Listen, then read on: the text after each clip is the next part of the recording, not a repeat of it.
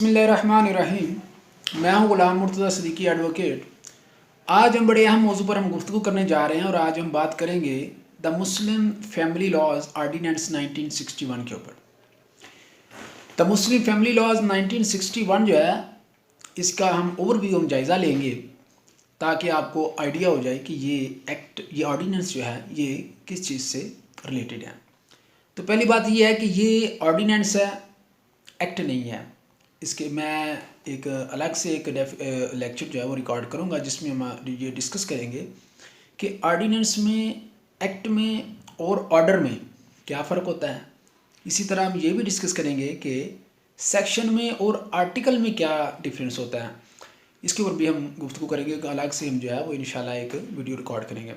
تو آج جو ہے ہم گفتگو کریں گے دا مسلم فیملی لاز آرڈیننس 1961 کے اوپر۔ اس کا جو سیکشن 1 ہے وہ اس کی ایکسٹینشن کے اوپر ہے۔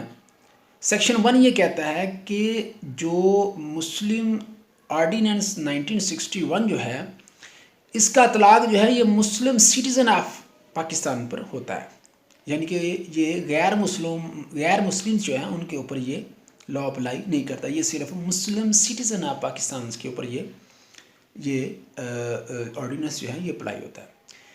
اب اس کے بعد سیکشن 2 جو ہے، سیکشن 2 جو ہے یہ اس میں ڈیفینیشنز ہیں۔ بیسیکلی اس میں 3 ٹاپک کے اوپر ڈیفینیشنز بیان کی گئی ہیں۔ نمبر 1 جو ہے نا یونین کونسل کے اوپر کی ڈیفینیشن ہے۔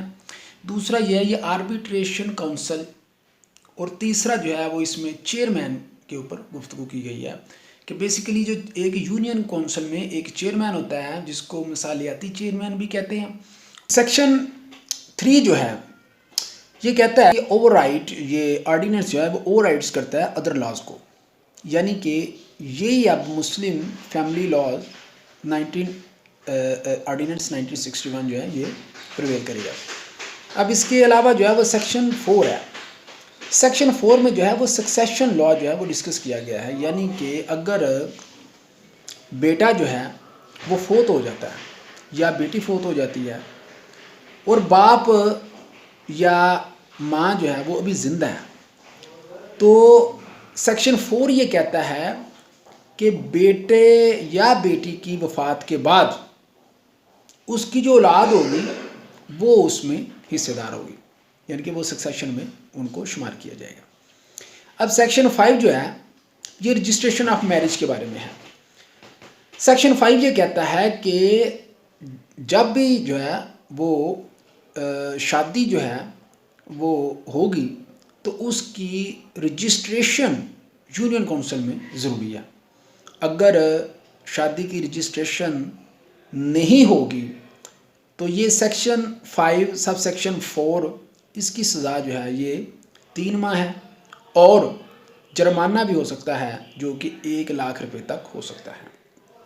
اس کے علاوہ سیکشن 6 جو ہے، سیکشن 6 جو ہے یہ پولیگیمی کے بارے میں گفتگو کرتا ہے، یعنی کہ ایک وقت میں 2 یا 2 سے زائد شادیاں۔ اس کا پروسیجر یہ ہے کہ آربیٹریشن کونسل میں اپلیکیشن موو کرنا پڑتی ہے اور ساتھ میں ریزنز بیان کرنا پڑتی ہے کہ کیوں جو ہے وہ آپ دوسری شادی یا تیسری شادی کرنا چاہتے ہیں۔ تو پھر جو آربیٹریشن کونسل جو ہے وہ دونوں فریقین میاں بیوی کے درمیان نمائندگان پر ایک کمیٹی تشکیل پاتی ہے۔ تو وہ جو کمیٹی ہے پھر وہ فیصلہ کرتی ہے کہ کیا واقعی یہ ان کی شادی جو ہے وہ دوسری شادی کی اس کو اجازت ہونی چاہیے یا نہیں۔ اب مزید اس میں یہ ہے کہ اگر کوئی شخص پہلی بیوی کی یا دوسری بیوی کی موجودگی میں اس کی اجازت کے بغیر دوسری شادی یا تیسری شادی کر لیتا ہے تو سیکشن 6 کے تحت اس کو تقریب جو ہے وہ 5000 روپے جرمانہ اور 1 سال تک جو ہے وہ قید ہو سکتی ہے۔ اور اس کا جو پروسیجر ہوگا وہ یہ ہوگا کہ یہ FIR نہیں ہوتی بلکہ یہ ایک کمپلینٹ فائل کی جاتی ہے، تو کمپلینٹ کی صورت میں جناب اس کے اوپر جو ہے وہ کورٹ فیصلہ دے گی۔ اب سیکشن 7 جو ہے یہ طلاق کا پروسیجر بیان کرتا ہے۔ طلاق کا پروسیجر یہ ہے کہ ایک نوٹس جو ہے آپ نے آربیٹریشن کونسل کو بھجوانا ہے یونین کونسل کے، اور دوسرا نوٹس جو ہے یہ آپ نے اس کی کاپی جو ہے وہ اپنی بیوی کو بھجوانی ہے. اور اگر اور ایک ماہ میں ایک، دوسری ماہ میں دوسری، تیسری ماہ میں تیسری، 3 طلاقیں دینی ہیں. اور اگر اگر آپ پہلی طلاق پہلے نوٹس میں یہ 3 طلاقیں دے دیتے ہیں تو یہ اس وقت تک ایگزیکیوٹ نہیں ہوگی، یعنی سرٹیفکیٹ جو ہے وہ آپ کو اس وقت تک ایشو نہیں ہوگا جب تک یہ 90 ڈیز جو ہے وہ پورے نہیں ہو جاتے. اب اس کے علاوہ سیکشن 8 ہے. سیکشن 8 جو ہے یہ رائٹس جو ہے یہ اگر بعض اوقات ایسا ہوتا ہے نا کہ جی وہ طلاق کا حق جو ہے وہ بیوی کے پاس چلا گیا، جی بیوی کو حق دے دیا گیا. اس کا مطلب یہ نہیں ہوتا کہ بیوی جو ہے وہ اپنے شوہر کو جب مرضی طلاق دے دے. پروسیجر جو ہے وہی ہے جو سیکشن 7 میں بیان ہوا ہے. صرف فرق یہ ہوتا ہے کہ اس کے رائٹس جو ہے وہ وائلیٹ نہیں ہوتے. اب اس کے علاوہ سیکشن 9 جو ہے یہ نان و نفقہ کے بارے میں بیان کرتا ہے کہ شوہر جو ہے یہ پابند ہے کہ یہ بیوی اور بچوں کا مینٹیننس جو ہے وہ پے کرے. اس کے بارے میں یہ کہا جاتا ہے کہ شوہر جو ہے وہ بیگر ہو اور بیوی کوئین ہی کیوں نہ ہو، پھر بھی خرچہ پے کرنے کی ذمہ داری شوہر پر ہی عائد ہوتی ہے. اب سیکشن 10 جو ہے وہ ڈاور کے بارے میں ہے کہ اگر طریقہ کار بیان نہیں کیا گیا کہ وہ جو حق مہر ہے وہ کس طرح سے پے ہوگا، تو پھر یہ جو ہے وہ آن ڈیمانڈ آف وائف جس طرح سے وہ کہے گی پھر اس طرح سے وہ حق مہر جو ہے وہ ادا کیا جائے گا. اب سیکشن 11 جو ہے یہ رولز بنانے کے بارے میں ہے اور 12 اور 13 سیکشن جو ہے یہ اومیٹڈ ہو چکے ہیں. تو آج ہم نے جو ہے وہ اوور ویو جو مسلم فیملی لاز آرڈیننس 1961 کا جو ہم نے سیکھا ہے اس کے ٹوٹل 13 سیکشن ہیں. سیکشن 1 جو ہے وہ ایکسٹینشن کے بارے میں ہے کہ یہ مسلمز کے اوپر اپلائی ہوتا ہے. سیکشن 2 جو ہے اس میں ڈیفینیشن ہے آربیٹریشن کونسل کی، یونین کونسل کی اور چیئرمین کی. سیکشن 3 جو ہے یہ کہتا ہے کہ اب یہی لا پرویل کرے گا اور باقی تمام لاز جو ہے یہ وہ اوور رائڈ کر دیے گئے ہیں. سیکشن 4 جو ہے وہ سکسیشن کے بارے میں ہے کہ اگر بیٹا یا بیٹی فوت ہو جاتے ہیں تو ان کے جو اولاد ہوگی تو وہ وارثین میں شامل ہوں گے.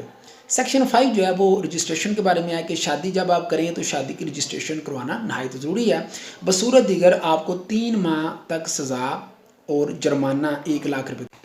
تو اسی طرح سے سیکشن جو ہے وہ 6 جو ہے وہ دوسری یا تیسری شادی کا پروسیجر بیان کرتا ہے کہ اس کے لیے ضروری ہے کہ آپ آربیٹریشن کونسل میں اپلیکیشن موو کریں گے اور پھر وہ جو ہے لڑکی کی طرف سے اور شوہر کی طرف سے جو ہے وہ نمائندگان پر ایک کمیٹی تشکیل پائے گی، وہ فیصلہ کرے گی. اور اس طرح پھر سیکشن 7 جو ہے وہ طلاق کا پروسیجر بیان کرتا ہے کہ طلاق جو ہے وہ 3 ماہ میں ایک نوٹس کے ذریعے دی جائے گی. اگر آپ پہلے ماہ یا اگر 3 طلاقیں بھی دے دیتے ہیں تو اس کی ایگزیکیوشن جو ہے وہ آفٹر 90 ڈیز ہی ہوگی.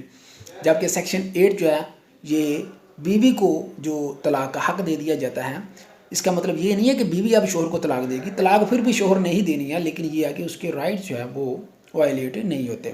سیکشن 9 جو ہے وہ مینٹیننس کے بارے میں ہے کہ شوہر کی ذمہ داری ہوتی ہے کہ اس نے وہ خرچہ نان و نفقہ بیوی اور بچوں کا پے کرنا ہے، کہ شوہر جو ہے وہ چاہے بیگری کیوں نہ ہو اور بیوی جو ہے وہ کوئین ہی کیوں نہ ہو، خرچہ بہرحال شوہر نے ہی ادا کرنا ہے. اور اس طرح سیکشن 10 جو ہے وہ ڈاور کے بارے میں ہے کہ ڈاور کا اگر طریقہ کار نہیں بیان کیا گیا کہ حق مہر کس طرح سے ادا ہوگا تو پھر آن ڈیمانڈ آف وائف جو ہے وہ اس کو جو ہے نا وہ ادا کیا جائے گا. سیکشن 11 جو ہے وہ رولز کے بارے میں ہے، 12-13 جو ہے وہ اومیٹڈ ہے. تو امید ہے کہ آج کا جو لیکچر جو ہے وہ آپ کو پسند آیا ہوگا. میرے چینل کو سبسکرائب کیجیے. Thank you very much.